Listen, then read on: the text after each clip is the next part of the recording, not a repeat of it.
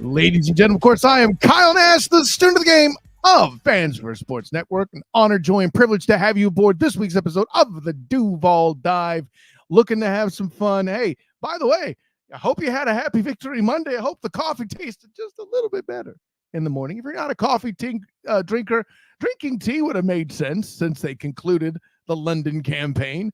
I'll allow for that. That's fine.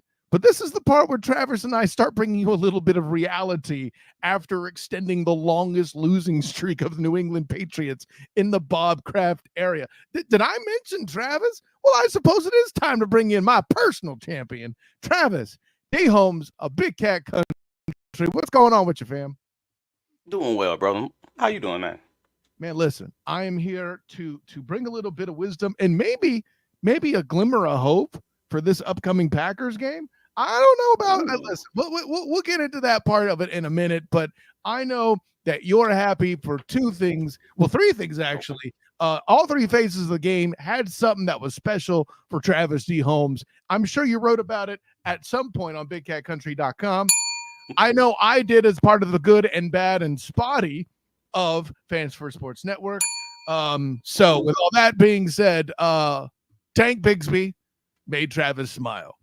The touchdown by Parker Washington made Travis smile. This team finally getting the damn interception made Travis smile, though I'm probably willing to bet that you think it should have been at least two, if not more. Sure. I mean, come up with that one. You do. Just say you do. It's okay. No, it's not. Yes. It's okay. It's never enough. Agreed. Yes. So, but yeah, listen, I mean, safe to say, most complete game the Jags have played to date. True or false? I mean, 2024? Absolutely. I don't think it's close. Right. This season, to date, this season. Yes, correct. No, not ever, Travis. This isn't that. No. Yeah. I mean, again, it was against the Patriots, but I think this is the kind of tune-up this group needed a la 2022. To get away from the noise, to reboot, to get all that right. And goodness knows there was plenty of noise waiting for them. If they had a 4-touchdown drop game in Duval County, I think that would have been noise. I hear that. I mean, think about how many times they've disappointed that fan base in front of their faces. Like not on the road. Like, no, we are home. We're gonna they're like 3-year-old children. They're gonna be on their worst behavior at home. At away, they may be a little bit better, but at home, ooh boy, that's a different person. So no, I understand it. Like you invite your boss to dinner, and like they spit up the food at the table or something. Yeah, that kind of thing. Or they literally show their behind in the middle of dinner. Yes, why not?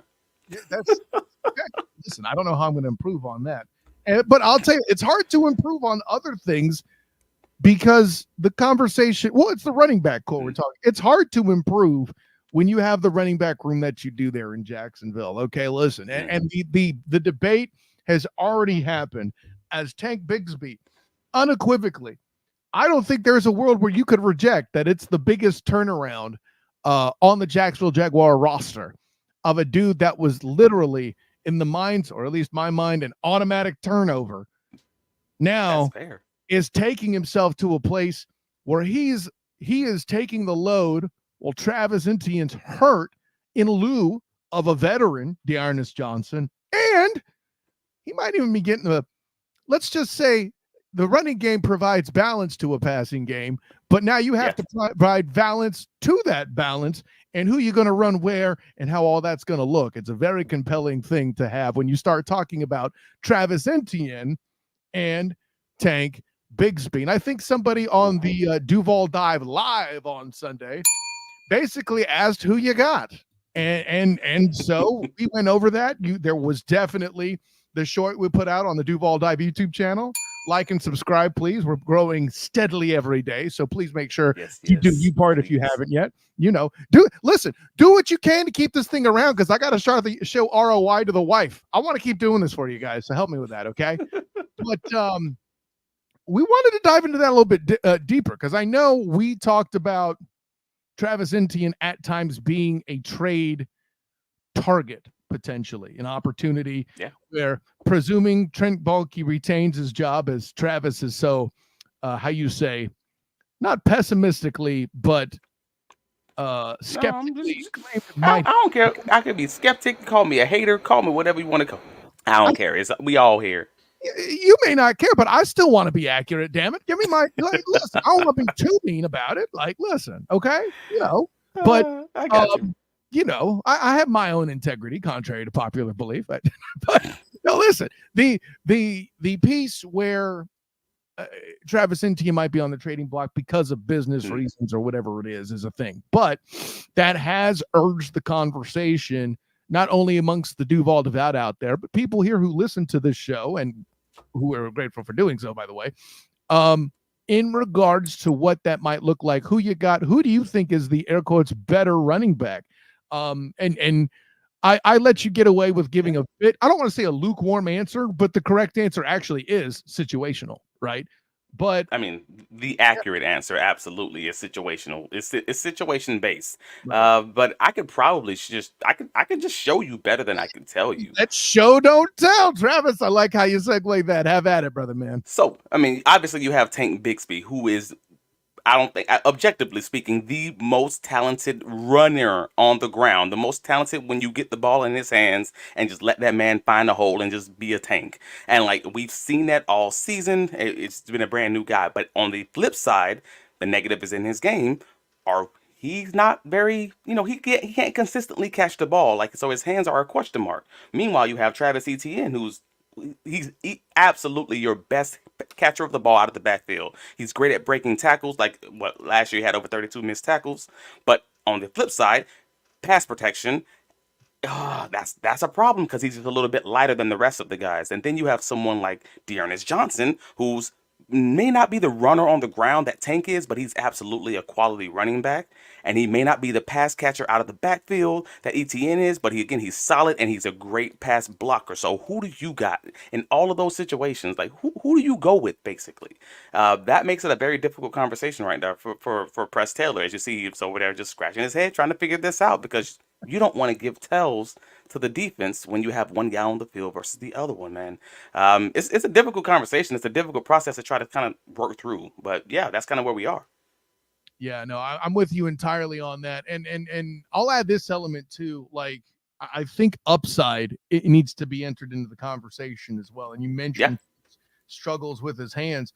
I mean, look at the leaps and bounds he's made in a single year. Maybe the hands catching the ball is something he can work through as well, development wise. I'll throw that out there. Absolutely, but the problem is most people aren't developing in season unless you're working like crazy on a jugs machine every day, all day. And again, that may be something that he can do, but we just haven't seen it, and it's very hard to just believe something's going to happen blindly without seeing it in application, seeing it in practice. So to Jacksonville, to Duval County's credit, no one believed in Tank until they saw it on the film. And that's exactly where I feel like right now with him catching the ball out of the backfield. I can't believe it until I see it because even in training camp, he had that early camp drop that went around Duval County that everyone was angry about.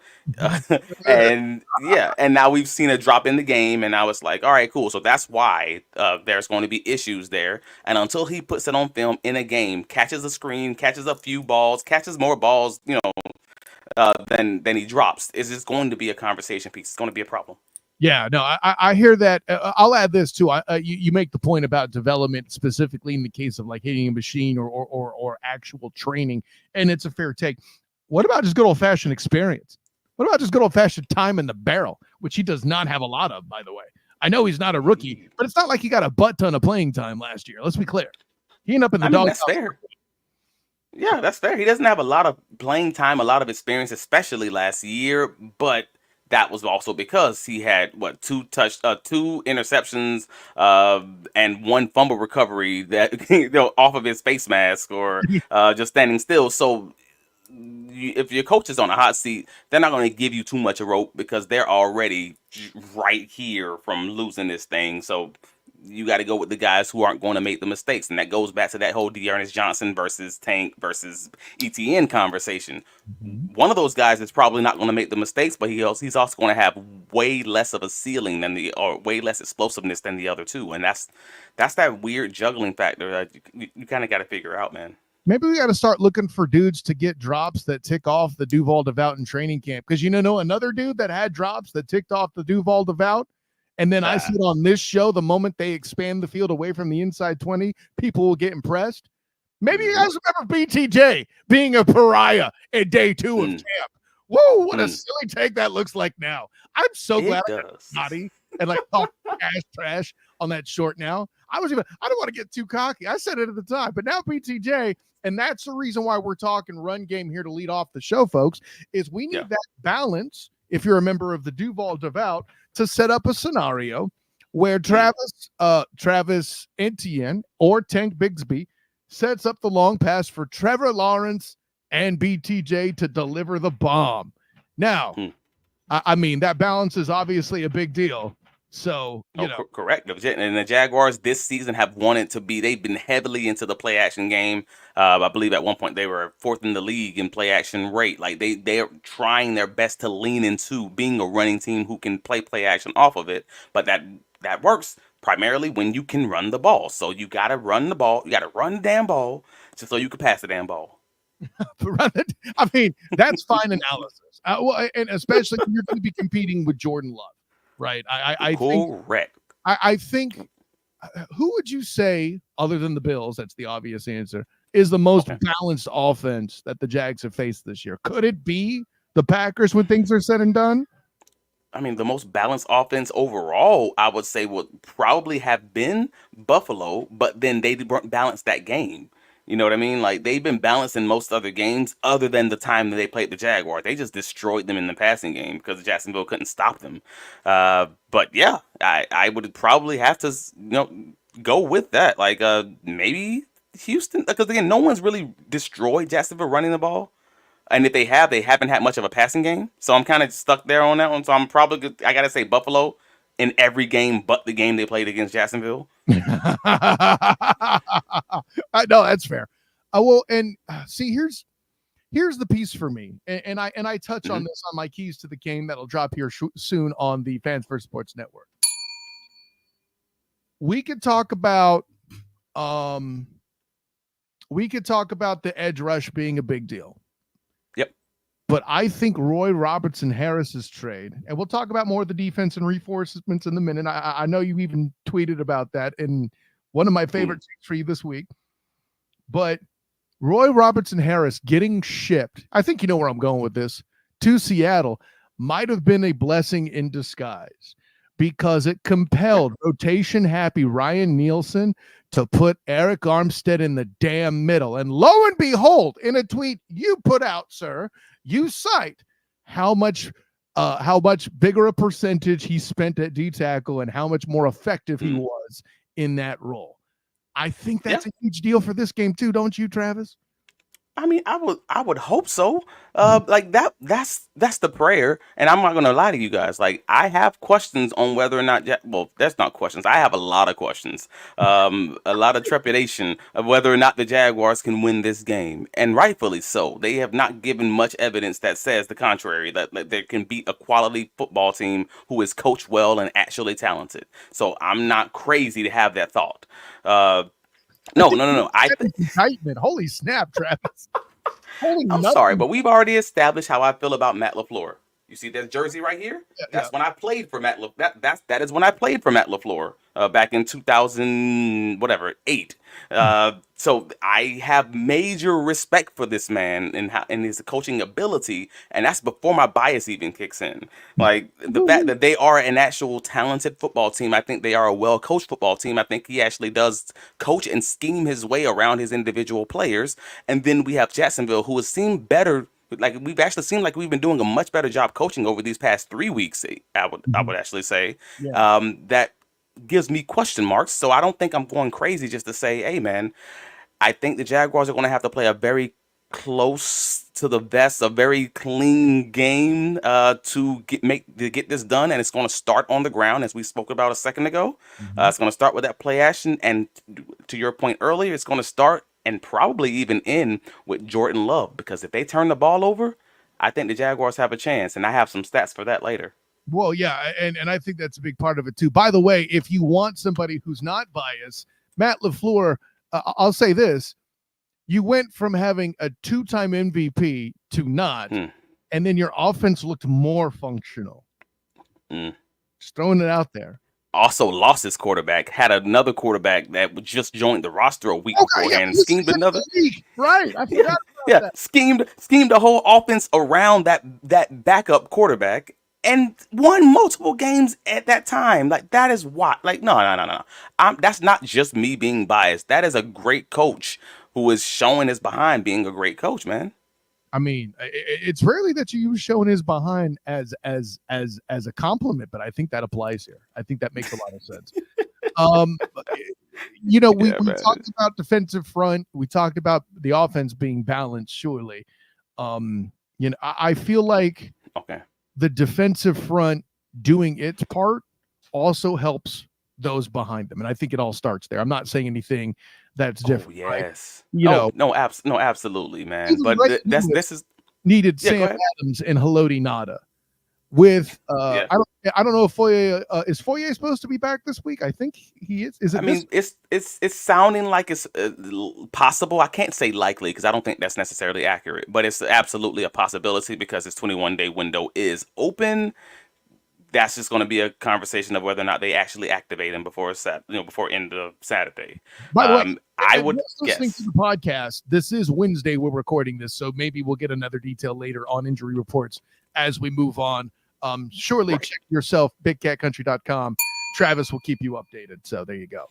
Continue. Yes, but with those reinforcements, man, and again, if they can get like Dewey's an extra, that's just a bonus. That's if the White Knight returns, that is an absolute bonus for us right now. But if Foye returning with obviously Ventrell Miller, with obviously Tyson Campbell just returning last week, and we saw the small boost that gave to the secondary. With all these potential reinforcements coming, man, hey, that is the hope for this Jacksonville Jaguars defense. Can they now do the things that they've been wanting to do all season? Can they now do all these phantom blitzes and pretending to blitz from one side and dropping other guys in coverage? Can they do all these fancy things that Ryan Nielsen did in Atlanta?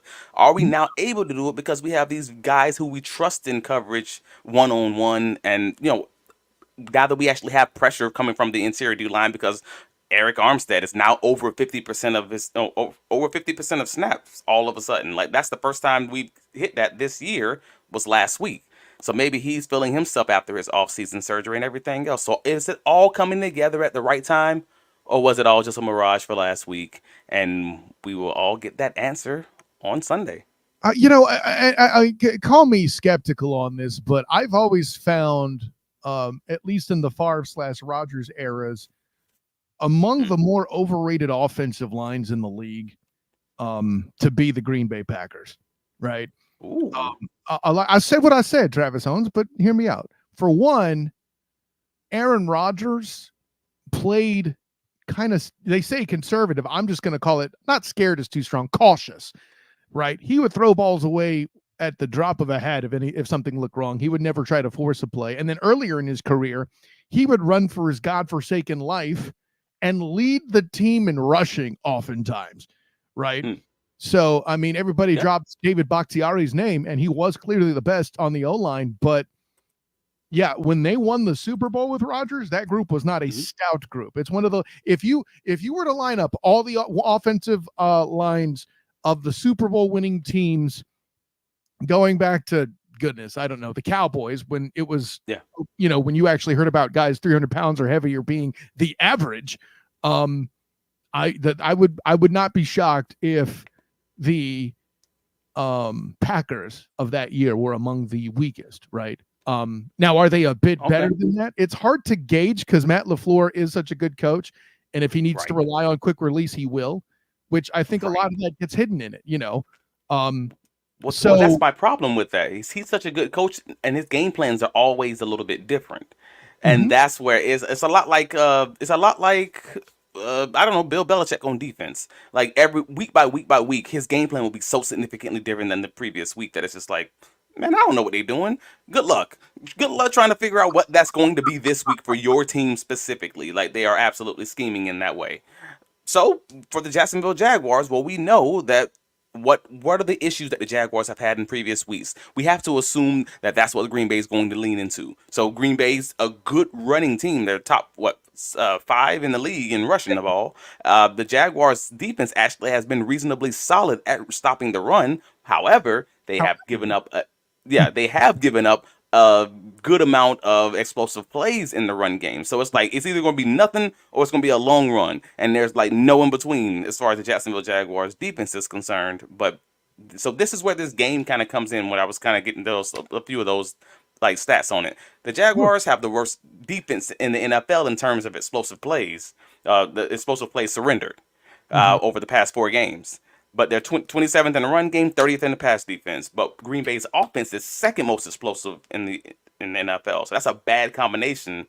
A defense that gives up, that's very leaky, giving up, going up against an offense who is very explosive and very good at creating those leaks, we'll call. Well, and we need to be careful with that, Travis, because statistics have their flaw. For one, the Jags missing as many DBs as they have been, more apt to give up explosive plays, right? Playing against the Titans as the Green Bay Packers did, you tend to collect more explosive plays, right? Also the Jags could have more explosive plays if dudes would catch the ball. There's that too. But that's seven game sample size, and including games with the backup quarterback for the Green Bay Packers. I'm counting. I know the Jaguars have reasons to question those stats. Green Bay also has more reasons to question why they don't have more explosive plays. So it's a weird little situation where I'm just trying to look at, take a step back, and the data says what the data says. So we're hopeful that the reinforcements that the Jaguars will have coming, again, including Tyson Campbell, is going to make this be a better or be a different Jacksonville Jaguars defense, different Jacksonville Jaguars secondary, and then we can kind of have a ball game and just see who has the fighter's chance of winning this bad boy. But And there's that drops the comment I see. Yeah, the comment I see here, Jags need to play a game called first to 30 points with. I don't think that's wrong. There could be there is a scenario to this football game where last team with the ball wins. And of course, that's assuming the Jags catch the football the majority of the time at the very least, right? So one of the better things about this Jaguars offense, and we've seen it all year long, like we've gone from different weeks, either second best in the league at it being at explosive plays for Trevor Lawrence and the Jaguars running game also, and at this current moment in time, I believe the Jaguars offense is 7th in the league in creating explosive plays, but Green Bay's defense is 8th in the league as far as resisting those explosive plays. So now we're going to have a strength versus strength conversation of, okay, cool, BTJ, okay, cool, meet Alexander. Let's see how this goes. Okay, Jaguars running game, meet this Green Bay defensive front. Let's see how this goes. And that's where I have my trepidation kind of comes in. This team is very good at a lot of the things that the Jaguars might actually be good at. As far as so it's going to be strength on strength in a lot of ways. But the one way I think the Jaguars have a potential edge in this game is Green Bay's defense. Well, Green Bay's offense. Let's start there. They're tied with the Tennessee Titans for the 4th worst in the league at turning the ball over, like with 11. Right. With 11. Jacksonville's offense is 5th best in the league with just 7 turnovers. So we have a conversation that can be made. All right, cool. If Jacksonville's if they protect the ball, if Trevor Lawrence does his thing and just continues playing clean football, don't force anything, no fumbles as far as the running backs are concerned, and Jordan Love has one of his off days, or maybe his running backs are fumbling the ball. Hey man, that's 14 point difference. Jaguars try to run the ball, shorten the ball game in that way. That there is a few avenues where the Jaguars can win in that way. But the bad news, you know what this team could really use in that scenario, Travis? What is that? A first-round pick that has 6 sacks in the past 7 games. If only the Jaguars think that would be dope. That would be dope. But then you get on strength versus weakness, man, and that's why I get nervous again. Green Bay lead the league in turnovers, bro. 17 turnovers in 7 games. That's kind of crazy. Meanwhile, Jacksonville is 29th with just 3 turnovers, and one of those is on special teams. So like it's getting dire out there. Right. So it's getting a little deserty. It's getting a little droughty out here. We need turnovers for the Jaguars defense, and that's gonna be the game right there. Like I legitimately believe that as a defensive guy, it's going to come down to turnovers. If Jacksonville can hold on to the doggone ball, and that includes fumbles, because the last time they played against a team that punched the ball out a lot, they fumbled it like 4 times and lost one of them against Chicago. Hey, man, hold on to the ball, play a clean game, and give yourself a fighter's chance. If they turn the ball over, if the Jaguars lose the turnover battle, they lose the game. And I don't see another way around that. And that's just me keeping it 100. Yeah, no, I hear you there too. Going back to the Dolphins game, this defense looked like a group that could get turnovers. They just didn't. And then the injuries came. I think Eric Armstead's going to be a big deal. I do with that. More for stopping Josh Jacobs, because God knows him ending up there. Not anything I had on the bingo card in the offseason, and he just made it a good offense better. That's all there is to it. Yeah, it was interesting. I didn't see that one coming either, but I was like, okay, I see it as soon as it happens. Aaron Jones, by the way, I think he's an excellent running back. I think listen, he went to the Vikings because of pettiness, and I'm not mad at that either. But it's like everybody in that division is just petty. All of them. Listen, man. I mean, Favre was petty before any of this was cool, right? Yeah. But yeah, I like a lot of what you're saying there, and it was the general gist of it that I was going to go. I can't do it any better. And seeing the clock, then what I'll do with this in mind, it's that time. What you got, Travis? Who you got? Give me a score. Give me a prediction. Let's do the thing. So I don't see a realistic outcome, a reasonable outcome where the Jaguars win this thing big. But I can see, again, I just gave you guys the blueprint of how the Jaguars win. They play clean football as far as turnovers. They obviously run the ball, and they try to run that clock down to lessen the amount of opportunities that Green Bay's defense is going to have. They are a whole new they're just a different defense. They have to be. They have to get turnovers because their offense is going to need help. But I believe the Jaguars will do that? No, I'm not going to lie to you. I'm never that guy. I'm never going to be a homer as long as I live. They'll have to fire me first. I do believe the Jaguars will lose this game against the Green Bay Packers, and I'd probably say Green Bay by 10. Something like 30-20. I do believe the Jaguars can get up there at least. I think if the Pack wins it that big, I think they're going to break 30. I'm of the belief that my 21-point thing, woo! I think they're going to supplant the 21 points in this game. I do. I think they being Jacksonville. Yeah, correct. Okay. For me, a 10-point win for the Pack looks like a 34-24. However, I am going to remind the world of Cam Little. I have 34-27 Pack. So yeah. See, the Jaguars have yet to score 21 points this season and lose the game. So that will be the first time. But other than the Buffalo beatdown, name me an offense that explosive that could have pulled that off. An offense that explosive that could have pulled that off. That the Jags played. And by the way, let's be clear. Yeah. The Colts. The Colts. Well, okay, sure. But 34 points. That offense isn't explosive. They just exploded that day. I hear you. But what saved the day? Cam Little. Yes. I appreciate the full circle, by the way. But for me, I would say that the Bears would have fallen into that category had catches been made, right? So sure, yeah. That's where I'm at. But yeah, 34-27 is what I got. And I'm willing to say that this game breaks that trend. That's right. I'm saying the Jags catch the ball, ? Or at least BTJ will. How about that? So you're saying the Jags catch the ball, but they still lose? They catch the ball better. My over under. If the over under for drops is 2.5, I got the under. How about that? Jeez. All right. Lord. I thought I was all excited. I thought you were saying that Jacksonville was going to win. I'm like, Kyle going out on the ledge. Oh no, he is not. Don't you? That I ain't crazy. That mess I ain't crazy. Oh no. Now listen, there is. I hope I'm wrong. With the way I said it and the way you set it up, 34-27, I'm more committed to than the concept of the Packers winning. So if the Jags win, I think it's 34-27. Wow. I'm here for it, bro. If they want to prove me wrong, please prove me wrong, because you guys know exactly how I feel about this. I'm Duval till I die, but that don't mean I'm crazy. I don't mean I'm blind. So we're gonna go with that. But if they manage to get it 27-27, and the Jags have the ball last, you're prepared to rule out that Trevor doesn't find BTJ. If they score 27 points, then I feel like he's already been finding them all game, and I feel comfortable at that point because I don't think they score 27 points. That's where I am. If they score 27 points, I'm already comfortable. Hey, you didn't. I've been proven wrong in my head already. If that makes sense, you know what I mean? Dude. So like, yeah, shoot, if they get it 22 points like last week at halftime, I'm like, nope, my prediction's out. Let's go. Well, hey, listen, fin to meat. Based, I'm trying to tell you, about to have a good weekend. That's what I see. I love it. Travis, tell the world, man. Man, I can be found on all the socials, Travis D. Holmes. But more importantly, you can find my writings covering the Jacksonville Jaguars, bigcatcountry.com. Please save it as a favorite.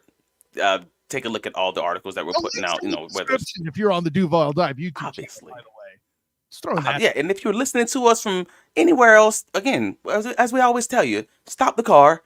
Go and like and subscribe. Just make sure you are liking and subscribing. I mean, help us out. Help us keep growing this thing. Get it while it's free, man. We love you for supporting us, and that's the biggest way you can support us is by making sure you are subscribed and liking, maybe even commenting on the pod, listening to us on the pod later, whatever it is, on YouTube, all the places, man. But yeah, all the places. Yeah, find the writings on the bigcatcountry.com where we'll have the post-game recap after the game on Sunday. And also, obviously, we're going to preview every Wednesday. Even in the bye week, maybe we'll do a little something nice for the family. We'll see what happens there. That's the thought process. We still got to keep it up. The pod still got to get made. You know, we still got to get them clicks in the meantime. Really wrong, Travis. Of course. Yes, sir. What about you, man? I'm Kyle Nash, the student of the game. You can find me on Twitter, Instagram, and Threads at the SOTG. Find my work writing on the Fans First Sports Network for not only the Jags, but hey, the Orlando Magic, as we record this, open their season in Miami against the Heat. Check out my Orlando Magic writings for Fans First Sports Network as well. And of course, the Duval Dive YouTube channel. Like and subscribe. The Duval Dive podcast wherever you can. We are powered by Fans First Sports Network for that as well, so make sure you check that out. Obviously, our YouTube partners, shouts to them. And as for me, the black and gold banneret's still a thing. I'm covering basketball now there too. Men's and women's on doing some stuff out there too. Make sure you check out the blackandgoldbanneret.com for any of those writings for basketball or football. And then, of course, this weekend, if you're a UCF fan, the Night Shift Live to give you a wrap-up of BYU coming in for UCF homecoming. Boy, did that scheduling backfire. Yeah. The team that was predicted to be next to last is now undefeated. And then, of course, this weekend after the Packer game, Travis, you'll be at Everbank, will you not? I will. There you go. So live from the stadium, we'll have the Duval Dive live. Look out for that on Sunday. That should be fun. So for my friend Travis D. Holmes of Big Cat Country, I'm Kyle Nash, student of the game. Thank you all for jumping in. Until next time, everyone, class dismissed.